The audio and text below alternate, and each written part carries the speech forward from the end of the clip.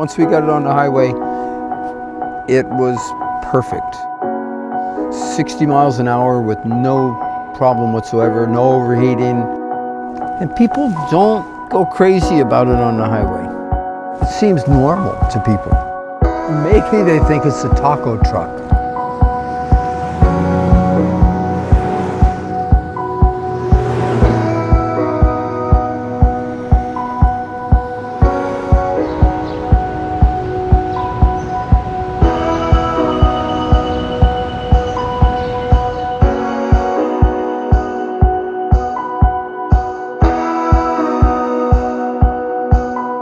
My name is David Best.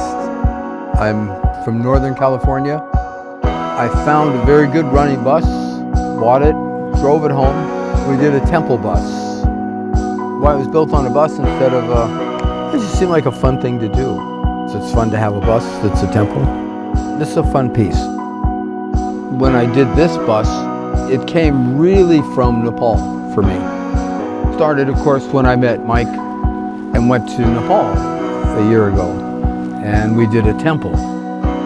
I would say any project in any country I'd been to, I think Nepal had the most impact on me. The temples in Nepal are all wood, and their rhythm is a rhythm I could understand. And this creation, inspiration from Nepal, it came really naturally. What does this bus say?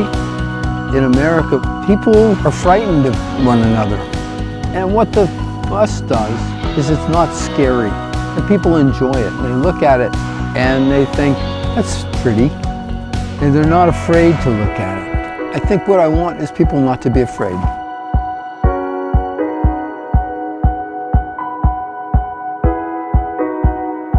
On the bus, we have blocks of wood.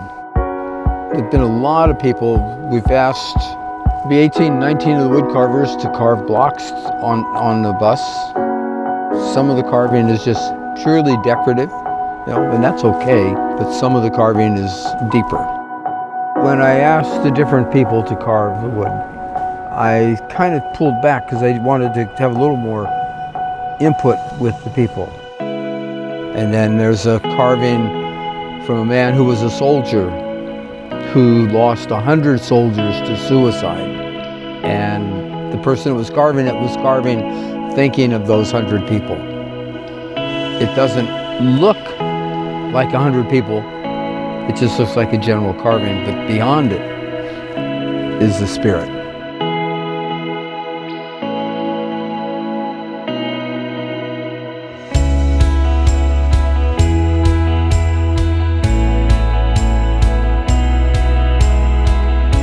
And I talked to a woman.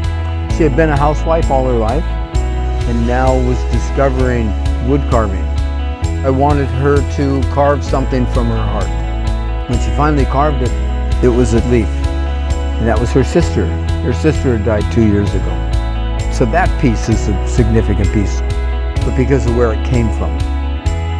If you're looking at it in the world of art and say, is that a good carving or a bad carving? It's a magnificent carving because it came from his heart. They've given me a gift, and how do you receive it? It's difficult to accept a gift. So that's how I felt when I get them. It's like, thank you very much, appreciate it. I put it on the bus, it's beautiful. As we built it, it started to become a temple. It's not quite there yet as a temple. It will take that special thing that a temple has, we'll find. We were in Northern Ireland and we built a temple. That would be where I would address people's losses and suicide. And this doesn't have the same kind of impact, I don't think. We've just made the bus. Maybe it will become like the temple and people will come up and say, I want to talk to you about my son who took his life. I'm not 100% of a woodworker. I do a lot of other things. And a lot of people here their lives are totally devoted to wood. Mine isn't, but I've been invited into this family.